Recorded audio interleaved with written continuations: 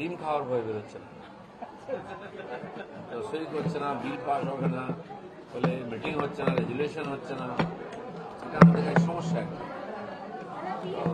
আমরা এমএলএদের বলছি, বিডিওদের, আমি গিয়ে বিডিও ডিএম সবার নেবো একসঙ্গে বড় করে, সবাই কাজ করুন। হ্যাঁ, মানুষ আপনাদের জিতিয়েছে, আপনার কাজ করুন। ভাই এরা বেরোচ্ছে না।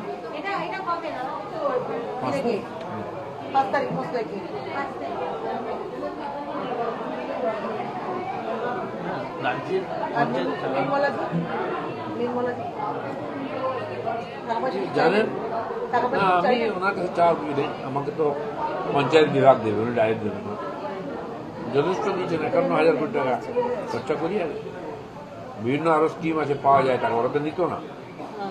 পশ্চিমবঙ্গের লোকের হাতে টাকা না গেলে, সরকারের হাতে গেলে মানুষের কাছে যাবে, সেটা নেয়নি, বলে উৎপাদন হয়নি, লুট হয়েছে। বাজেটে এবারে দিয়েছে আমাদেরকে, উত্তরপ্রদেশে বলে সবচেয়ে বড় ফান্ড আমাদের পশ্চিমবঙ্গকে দিয়েছে। আর আমাদেরও পশ্চিমবাংলাতেও সেকেন্ড, আমাদের অন্য ডিপার্টমেন্ট তো দাম দেন, আমাদের তো কাজ করে দেখা।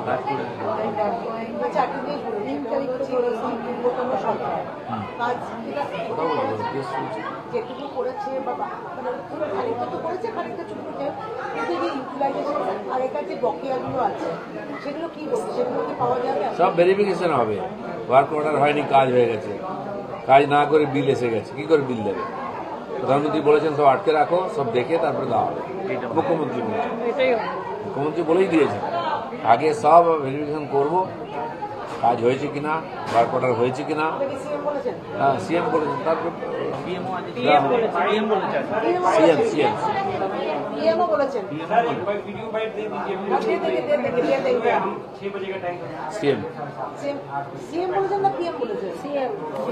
প্রকাশ পে বলেছেন।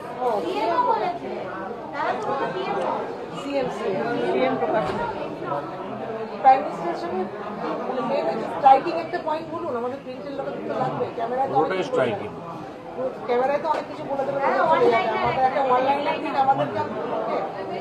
না, সরকার কীভাবে চালাতে হবে, লোকগুলো অভ্যাস খারাপ হয়ে গেছে।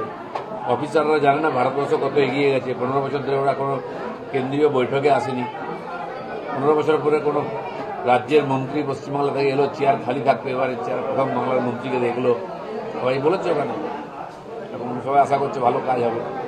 এই প্রোগ্রামটা থেকে পিএম গেছিলেন নাকি? তো সেজন্য কেন্দ্র সরকারের সহযোগিতা থাকবেই, তাদেরকে প্রশিক্ষণ করতে হবে। পিএম বললেন তোমাদের এক্সপার্ট টিম তৈরি করো, তুমি নিজেও যাও, সেক্রেটারিদের অন্য রাজ্যে যেখানে ভালো পঞ্চায়েতের কাজ হচ্ছে গিয়ে দেখে আসো, যাতে ওটাকে ফলো করা যায়। এটাই মানে বেস্ট প্র্যাকটিস। যে রাজ্য সফলভাবে কাজ করছে, কীভাবে করছে, এটা তোমাদের টিমকে পাঠিয়ে 2-3 দিন থেকে দেখে প্রশিক্ষণ নিয়ে আসো। তুমিও পারলে যাও বলেছিলাম।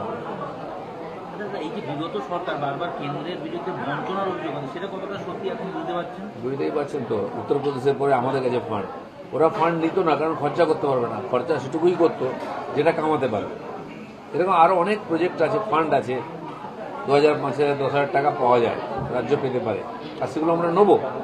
রাজ্যের হাতে টাকা এলে সেটা মানুষের হাতে যাবে, ইকোনমি স্ট্রং হবে, রোল হবে, সাধারণ মানুষ কাজ পাবে, বাজারে টাকা আসবে, সব দিক দিয়ে ইকোনমি স্ট্রং হবে, আর সে চেষ্টা হচ্ছে আমাদের। তারপর 3টে যে মূল প্রকল্প পঞ্চায়েতে, আবাস, সড়ক আর 100 দিনের কাজ, এর বাইরে অনেক ছোট ছোট প্রকল্প আছে, সেইগুলো সব প্রকল্পের জন্য চলছে। নির্মলাজি বললেন যেটা, যে আমরা বলতাম যে টাকা নাও, প্রজেক্ট পাঠাও, তাহলে আমিও বলেছি কদিন আগে তাড়াতাড়ি প্রজেক্ট পাঠিয়ে আমরা ফান্ড পাঠিয়ে দেবো। উনিও বলেছেন আমাদের ওখানকার সেক্রেটারি দিদি, যে তাড়াতাড়ি এই প্রজেক্ট পাঠাও আর আমরা টাকা ছেড়ে দেবো। বলে যা টাকা খরচা করার ক্ষমতা আছে পঞ্চায়েত লেভেলে 3 গুণ টাকা দেওয়া হয়েছে, খরচা করতে পারলে হয়। এবার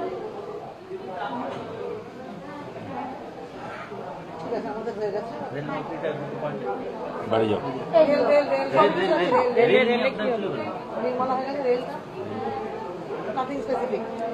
এলে সৌজন্য সাক্ষাৎকার বন্ধুর সঙ্গে গেছিলাম, আম খাওয়ালাম। নর্থ বেঙ্গলের জন্য কিছু হবে? রেলের মন্ত্রী নিজে গিয়ে মন্ত্রী এমএলএর সঙ্গে বৈঠক করে এসেছেন নবান্নে, সবার অভিযোগ সবার মেমোরেন্ডাম নিয়ে এসেছেন, সঙ্গে সঙ্গে কাজ হচ্ছে এবং ওনার ডিপার্টমেন্ট থেকে ফলো আপ করে ফোন করে বলা হচ্ছে তার কি কাজ, একদম চলছে লাইন, কোনো কমপ্লেন নেই। প্রায় 100টা প্রজেক্ট জমির জন্য আটকে গেছিল, রাজ্য সরকার জমি দেয়নি, এনওসি দেয়নি, সেগুলো সব শুরু হয়েছে। তার মধ্যে চিংড়িঘাটের মেট্রো দেখেছেন আপনি, পরের দিন থেকে শুরু হয়ে গেছে, কাজ শুরু হয়ে গেছে। এগুলো বিনা কারণে অসুবিধা করা হয়েছিল, খুলে যাচ্ছে, কাজ শুরু হয়ে যাচ্ছে, সবাই খুশি। দাদা, এই পঞ্চায়েত দপ্তর কি নর্থ বেঙ্গলের জন্য আলাদা করে শুরু করবে? আলাদা কি দরকার, সবার জন্য সমান। ডিজাস্টারের জন্য আলাদা বাজেটে বলা হয়েছে, ডিজাস্টারের জন্য 200 জন লোককে ট্রেন লোক তৈরি করা হবে। 50 জন উত্তরবাংলায় থাকবে, কোস্টাল বেল্টে 50 জন থাকবে, বাকি কলকাতায় থাকবে। এই যে ফায়ার অ্যাক্সিডেন্ট হচ্ছে, গাড়ি অ্যাক্সিডেন্ট হচ্ছে, ভেঙে পড়লো তারা তো ভাই, এসব দেখবে। আচ্ছা, ডিজাস্টার ম্যানেজমেন্ট যারই আন্ডারে যা, হোম তো বটেই, তাই সিএম ঘোষণা করেছেন বাজেটের মাধ্যমে। এর আগে কোনদিন আমাদের সরকার প্রত্যেক বছর ঝড় হচ্ছে, অ্যাক্সিডেন্ট হচ্ছে, কিন্তু ওরা করতো না। উড়িষ্যা থেকে এনডিআরএফের টিম আসতো, এটাকে শক্ত করা হচ্ছে। हमारे पंचायत विभाग का सम्मेलन था 2 दिन का, 28-29, तो उसी मीटिंग में आए थे हम। और जब आ गए तो यहाँ हमारे माननीय प्रधानमंत्री जी, माननीय रेल मंत्री जी, वित्त मंत्री जी, सबसे भेंट हुई और भी कई ऑफिसर से भी बातचीत हुई है बंगाल के विषय के बारे में। तो सरकार के लोग बहुत ही हमारे लिए पॉजिटिव हैं। बंगाल में काम हो, काम बढ़े, सरकार ठीक से चले, इसके बारे में सब सोच रहे हैं, सब सहयोग करने के लिए तैयार हैं। और इस बार जो बजट बंगाल में हुई है, बड़ा है बजट, विशेष करके हमारा ग्राम विकास और पंचायत राज का 51,000 से ज़्यादा रुपया हमको दिया गया है। तो इसके लिए धन्यवाद भी किया माननीय वित्त मंत्री जी को, माननीय प्रधानमंत्री जी को। तो उसका आगे कैसा काम करना, उनसे चर्चा भी किया। आज इसके बाद चितरंजन पार्क में मैंगो फेस्टिवल में भी आए। हाँ, यहाँ मैंगो फेस्टिवल हो रहा है बंगाल का। और जो हमारे सेल्फ हेल्प ग्रुप के बहनें काम करती हैं, लखपति दीदी, जो रिवार्ड विनर है, उन लोगों का भी स्टॉल है यहाँ।